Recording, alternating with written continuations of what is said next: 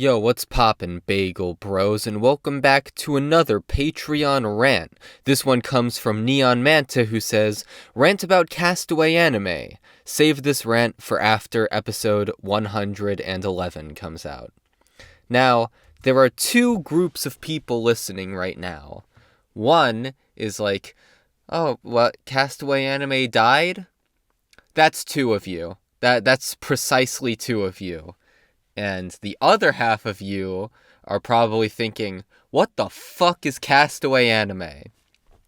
Because, oh boy, Castaway anime occupies a very bizarre niche in the Crunchy Bagels lore, where, in a very weird way, like, most of the content I have ever put out online is through this fucking podcast. There are probably more cumulative hours of me on Castaway anime, because I was on every episode, and will continue to be, as I'll talk about a bit more. But there is more cumulative hours of me online in Castaway anime than there are probably in all of my other projects combined. And there are like hour-long recordings of me on this channel. But you have to understand that an average episode of Castaway anime is around 2 hours, 3 hours now. There was like a slim period of time where the average length was like a little over an hour, sometimes up to an hour and a half, hour 45. Nowadays, they always go either like 2.5 to 3, sometimes over. They're stupidly long. The seasonal podcasts go anywhere from like 2.5 to upwards of 4. Especially if Spuddle is on there, racking up the runtime. It's fucking long. These are long podcasts, and most of them I have not listened back to. Now, I need to do that someday. It is on my bucket list to someday go through all the old episodes of the podcast and listen to them one by one.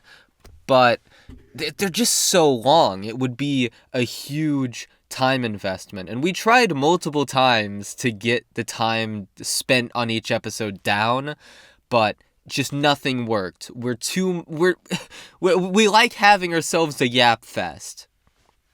So, despite being this huge catalog of my voice talking about, at first mostly anime, but eventually on a whole range of subjects, despite the title of the podcast being Castaway Anime, despite that, very few people have actually gone through that archive of content, which there is a lot of. Castaway Anime is not a popular show by any means. It, I think, maxed out at 400 subscribers. I don't have the exact number on lock, but we never got that many subs or views. I think our highest viewed episodes, Neon sent me a screenshot of it today, of like what our highest viewed episodes are, and I just didn't pay attention to the exact view numbers, but I know like they are not extremely high, all things considered. Let me look. I'm pulling it up right now live. Where the fuck? 4.6k views. Actually more than I expected. But even still, like, if I got 4.6k views on a new upload, I'd feel bad. And that isn't a diss at Neon. We actually split the podcast amicably. But what I am saying, what I'm bringing this up for is that this was not something that could be a career for either of us. Like, absolutely not. It was not something that had any external value for either of us. The only value it could bring is internal value, which at the end of the day turned out to be the podcast's undoing. Now, Neon, being respectful, like he's a good friend by doing this. He says in the final episode, which is not out as of recording this, by the way. It is currently January 23rd, 2025. It was supposed to be up today, but there was a rendering error. Apparently, Neon's fucking Adobe is completely fucked. And so he's gonna have to re-render that and hope it doesn't break again. So presumably it's coming out tomorrow, but I'm gonna upload this private and then make it public whenever I get like absolute confirmation that it is out. Because I was checking my YouTube feed periodically while researching my video today. And I was like, where the fuck is the last episode? I want to record this thing already. So now I'm getting to it a bit early because I read it out. Neon doesn't want this out until the final episode of the podcast is out. But as I was saying earlier, I keep getting sidetracked. Neon's, he's being respectful and saying, hey, like, we decided to split up the podcast. We thought it'd be for the best. I killed Castaway Anime. I'm just gonna go out and say it. Now, I'm not sure if Neon necessarily sees it that way, because at the end of the day, like, after a few days went by, he was like, yeah, it's probably for the best that we take a little bit of a hiatus for Castaway Anime, which it's clear he does want it to continue at some point. And I need to be clear, I'm not sure if that will happen. If it does come back, it would be probably different than what it is right now, some kind of different format, or not as often, some kind of stipulation to its return. Because the main reason why I decided, to message Neon, I was actually at work as I was drafting the message, and then I think at the end of my shift, I had, like, promised myself, okay, we're not gonna... Or no, I think I did send it during the shift. I think I had initially... I'm trying to remember exactly how it happened. I don't know, but the point is, while on shift, like, when I had spare time, I was in a Google Keep file, drafting this up. This, fairly long message, basically detailing all the reasons why I wanted it to end, and... by the way, this was, I'm pretty sure, October, and so the main thing I wanted was to not just spring it on him suddenly and be like, well, the show's done, we're not doing any more of it, because that's kind of a dick move. I was like, the main thing I wanted was for it to be tension-free. The last thing I wanted was for me to quit in a shitty way and affect our legitimate friendship outside of the show.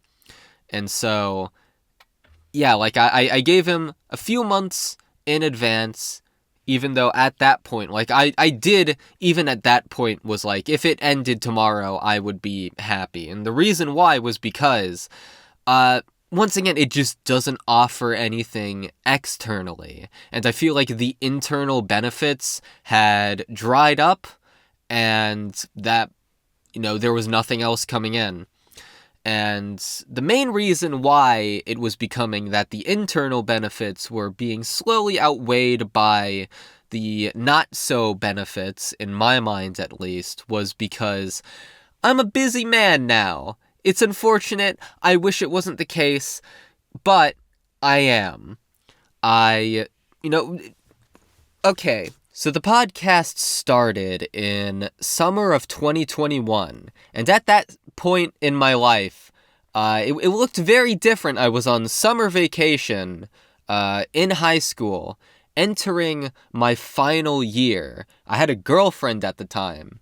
That went exceedingly poorly, but nonetheless, life was different, and at first it was super irregular when we would record an episode, but at some stage, probably near the end of my school year, we ended up changing it to a weekly format, which I don't know how I did. Straight up. I don't know how the fuck we kept up with that, because A weekly podcast with how long we yap is a little much. We ended up changing it to a bi-weekly format once every 2 weeks, but even still, like, when I first started working on YouTube videos, you have to understand, I am someone who does not inherently have, like, a lot of motivation and a lot of drive to work on things. So basically, how everyone else is, where they just, when you give them free time, they just do nothing instead of all the art projects they say they're gonna do.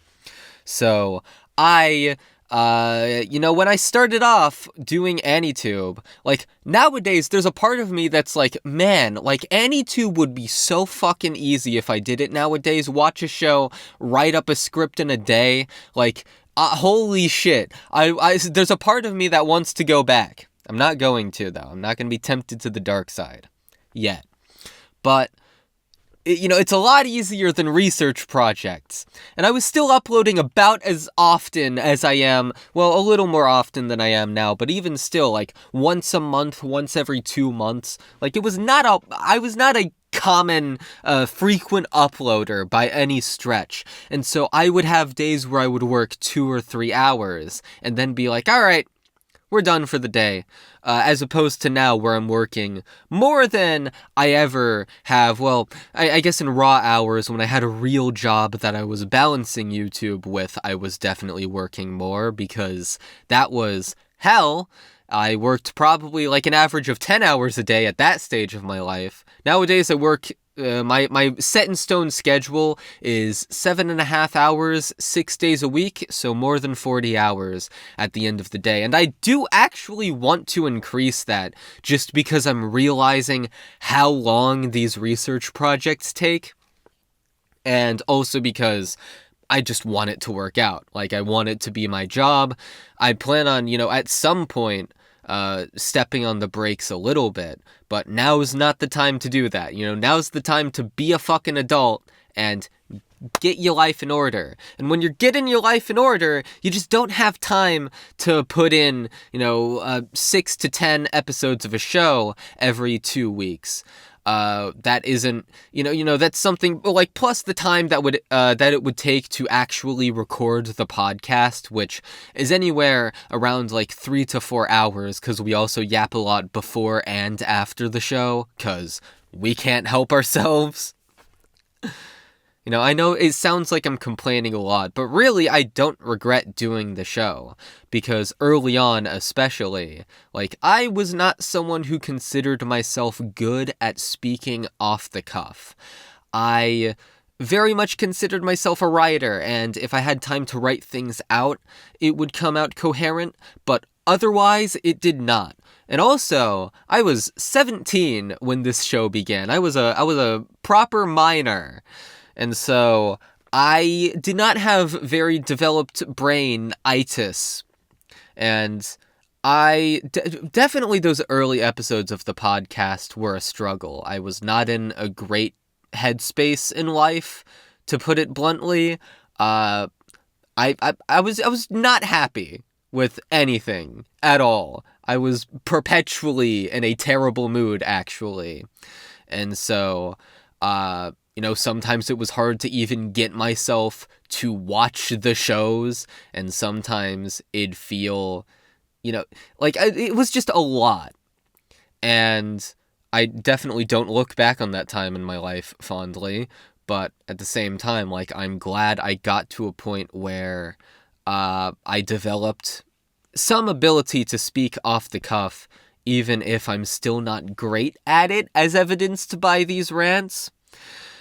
And yeah, like, I was just terrified of saying the wrong thing live, because to me, in my head, I was like, oh, well, I can't ask him to cut anything out. Like, that would just be, I don't know what my hang-up was exactly. I guess I just was too meek to do so. And so you have, like, there are some legitimately embarrassing moments on the podcast if I think back on them. One particular moment comes to mind. But the thing is, I'm not even sure if anyone fucking remembers them. I mean, I'm sure that, okay, I can say for certain that none of the fans of that show remember any embarrassing moments on my end. Because, what fans? but also, uh, I mean, most of them were a while ago also. A lot of them were egregious ones. But as time went on, I also realized that nobody fucking cares if you're wrong about anime. If you misremember something and, say it in a podcast, people be like, oh, that's like a normal human thing to do. Oh, you didn't realize, like, oh, there's like this little thing in the show that actually contradicts what you're saying or fixes the plot hole that you proposed existed. And it just came from such a lack of self-confidence that I had in myself at the time. And I definitely hope people don't remember some of the more egregious blunders I made earlier on in the show's life. But yeah, like, it was something I just had to go through. I remember being extremely surprised during the first podcast we ever did for summer 2021, where, we spent like an hour talking about was it just Kukyo Shinja or just Dragon? I think it was just Dragon Maid S's first 2 episodes. And I just remember being astonished at how long Neon could go talking about every moment of the episodes. And it was my first time realizing that I would need to keep a catalog of everything that had happened in an episode in my mind. Because at the time, my typical way of analyzing stuff was to speak in very broad terms. I would rarely go into specific moments. And granted, there were some times I did. I spent 10 minutes breaking down like a single scene in Wodakoi that I thought was emblematic of a lot of the show's wider flaws. But in general, my analysis was very much focused on just character writing, because that's what I saw myself as caring about. Before, my brain develops a little bit and I'm like, oh, I actually care about shows more holistically, and I like themes and dialogue and all that shit, and plot. But at the time, when I was making those original anime videos, all the way back in, like, 2019, 2020, well, no, I started the anime with, in 2020, for sure. But it was just, like, it's super far back. And at the time, like, yeah, I was very fixated on characters. And having to do a podcast where you talk about everything and keep a mental catalog of all the stuff that happened in an episode, you're forced to really change your mindset about how you go about even watching the shows sometimes. It definitely improved my critical repertoire. Now, I'm talking a lot about the early episodes of the podcast, but honestly, after a certain point, there's not much to talk about. This is going to be a longer episode of the Rants series, definitely longer than the last 2 I did. But the format, for of all the things you could say about Castaway Anime, goddamn was it consistent. I mean, sure, we never recorded these episodes on time.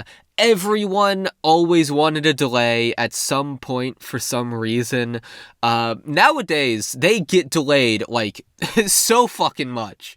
The delays have only gotten worse as we have gotten busier. I remember the last episode of the podcast, I was like, Neon, look, it's the final episode, and I want to do something a bit celebratory. For old time's sake, may I request the last delay for the podcast? And it was granted, but then Neon delayed it like 3 more times because he had shit going on with his girlfriend. And so, yeah, like, these things never get recorded on time. But that's why we record them. We have them initially scheduled to record like almost a full week in advance of when they're actually supposed to come out. And nowadays they don't even come out on time. But before all of that, Even if we never recorded them on time, goddamn, we kept the format consistent. Like, we were super, like every episode of the podcast is fundamentally the same thing, just with a different block of episodes for a different show. And the seasonal podcasts, also relatively the same. And so each time you go into an episode, you sort of know what you're already going to expect. And the versatility that has is that it really develops a consistent, not only rapport, but critical voice between the two of us. And another thing to note is that we have basically the same taste in anime. It is exceedingly rare for Neon to outright like a show that I dislike, or vice versa. Even when we vehemently disagree, like with Sangatsu no Lion, it's not like Neon didn't like that show. You know, I just gave it a 10 and he gave it a 7. But also, like most of the time, our scores are probably like 1 point apart on average, if not the exact same. Like, if you go through the catalog, like, there are very few times where we disagree on something heavily.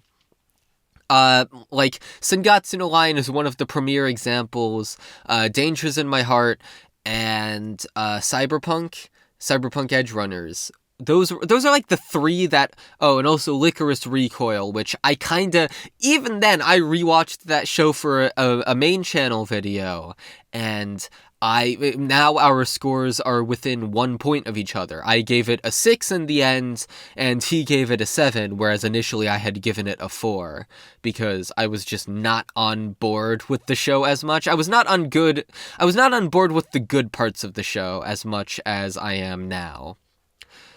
And so we, once again, like, really developed this consistent critical repertoire.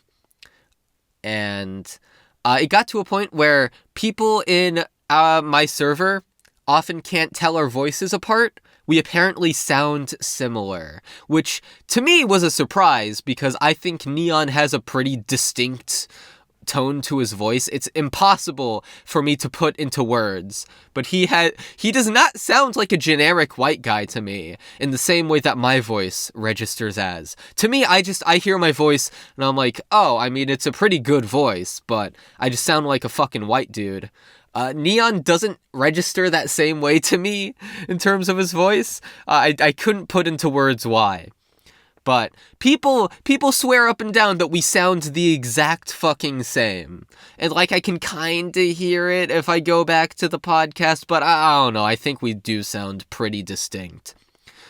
But, yeah, I guess the last thing I want to talk about with the podcast, because, I mean, once again, format stays pretty consistent. We do change it, like, at the very end, we had a format change, but otherwise, like, it does stay mostly the same.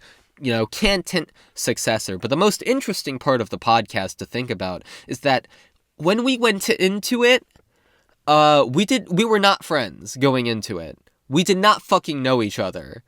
And we were both on the Canton Discord server, which I was 17 at the time. Holy shit. I'm sure some of those messages would be super embarrassing to read if I went back to them. But we didn't fucking know each other, and I had posted some of my videos, which at the time were dog shit, by the way. Like, most of them were not good, but somehow Neon thought differently. And to be fair, some of the videos from that era I still do like, just not most of them. But he was like, he thought that I was someone who was, like, just getting into anime, like, getting my voice, and, you know, up-and-coming content creator, and was like, all right, bet. I'll hit you up for a podcast proposal. And we did just that. We made a podcast. We actually have a couple of lost episodes of the podcast, but before we did the actual show, Neon was like, aight, let's record ourselves doing a fucking fast food tier list. I do not eat that much fast food, so I know Neon likes doing tier lists and loves fast food, despite him being in better shape than me. I do not eat that much fast food, so It was a bit of a struggle at first, but we did find our rapport at some point. Now we bounce off of each other pretty easily because we are actually friends outside of the podcast at this point, and we have some stuff planned in the future. Not gonna spoil what, but we've alluded to it. And Neon practically spoils it at the end of the final episode of the podcast. But it's just interesting to think about how it is the only reason that we are friends, like that we did this fucking podcast together. And now we don't even need the podcast to continue talking to each other because we just do it anyway. So yeah, that's about all my thoughts on the show, I'm pretty sure. Unless I'm missing something, but no, I mean, it was a fun time, and I'm glad I did it. Don't have many regrets about it. Once again, not sure if it will ever come back, but you never know. It depends on what stage of life I'm in, and if I can get this fucking video out. Hopefully, it's in fucking not November. Oh, dear lord, not November. Hopefully, it's in fucking February. That's about it. See ya!